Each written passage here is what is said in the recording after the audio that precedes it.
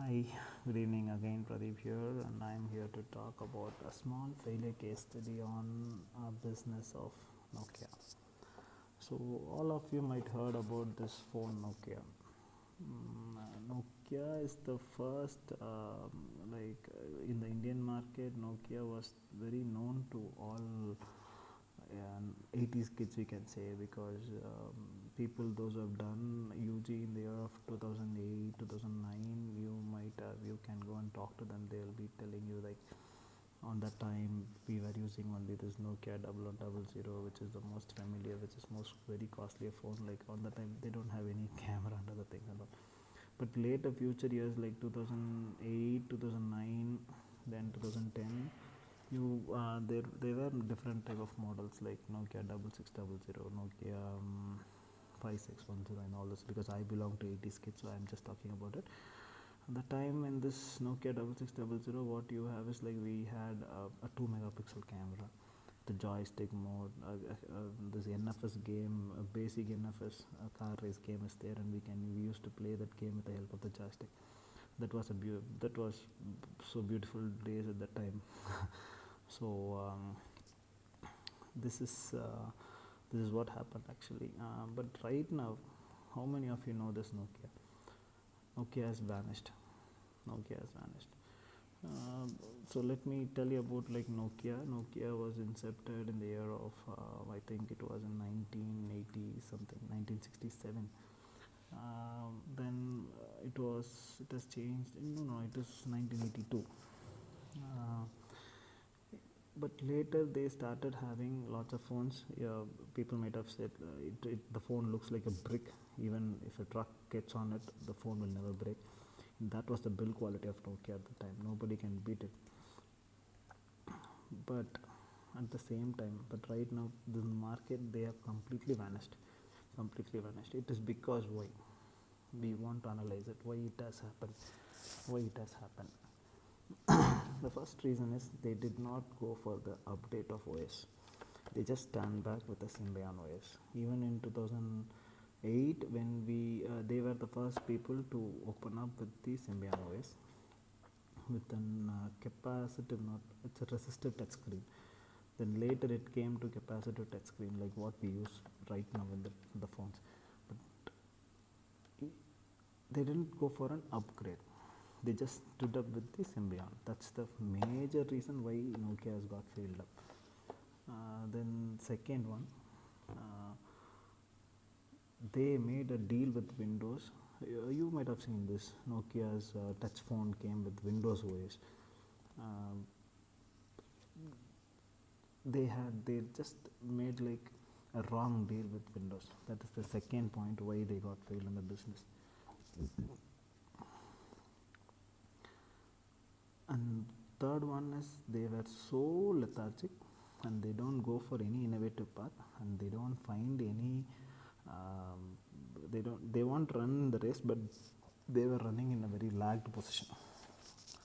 They couldn't compete with the other smartphone manufacturers, for example Apple, Sony Ericsson, all those people, and they were very slow when compared to other things.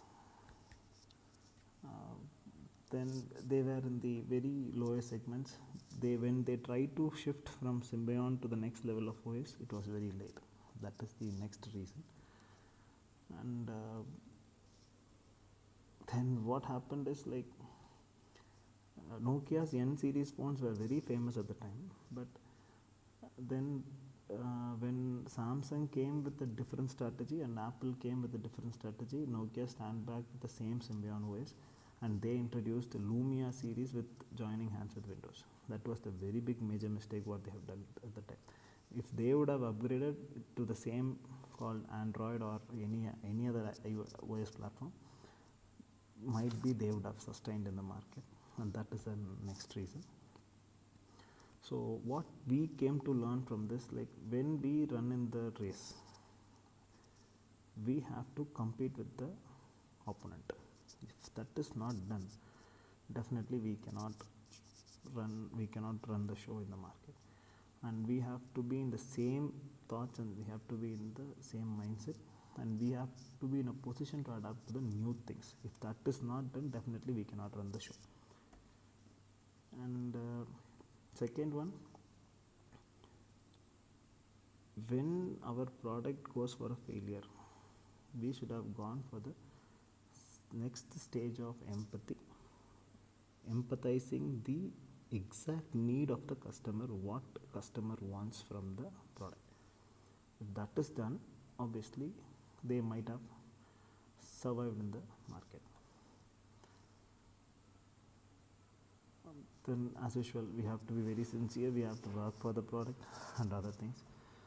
And the second one, every time, all the time, for all the products, for all the companies, we'll be having a second chance. We should not leave that second chance. But Nokia lost the second chance, introducing Lumia joining hands with Windows. That is the second failure for Nokia. They didn't use it properly. So what I'm trying to conclude with this is, like, when we go for a product, we have to analyze the market. We have to make a maximum empathy with the customer requirements. Based on the customer requirements, we have to go for the product or a prototype, and we have to go for feedbacks, what exactly customer needs. So if all these things done, Nokia would have been the most successful phones even right now in the market, because they were costly. Even the 1100 phone, which was in the 2007, it was sold for 4,500, 5,000 rupees. Even right now, we get for 5,000 rupees, we get a 5G smartphone. Just think, at that time, it was like what to say. Even at that time, they can sell the phone for 5,000 rupees. If they would have been in the market for right now, just think what is the price amount they can fix for their product. But they lost it. So whenever we go for a product, we have to work on it. We have to make a very deeper empathy study. Only then we can sustain in the market, competing with all other products. Okay, thank you. Good day. Bye bye. We will see you in the next video.